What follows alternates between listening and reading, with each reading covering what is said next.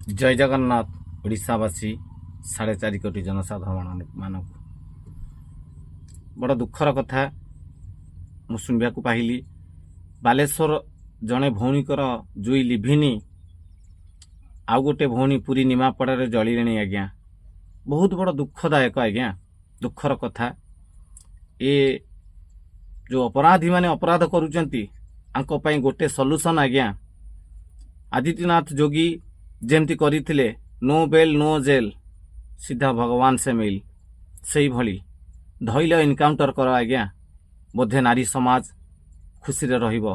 नचेत बहुत शीघ्र नारी समाज लोप पाइया को बसिलानी आपण माने देखुथिबे झियो संख्या बहुत कम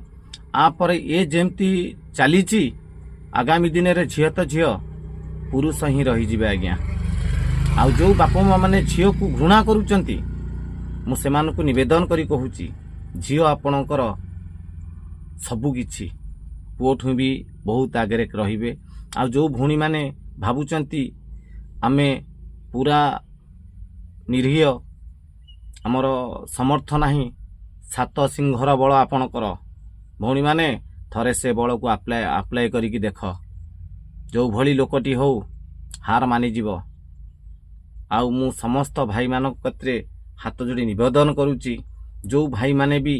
जो माँ माने जो भाई माने देखुचंती ए सब जगार कौनसी भौणी प्रति अत्याचार होउची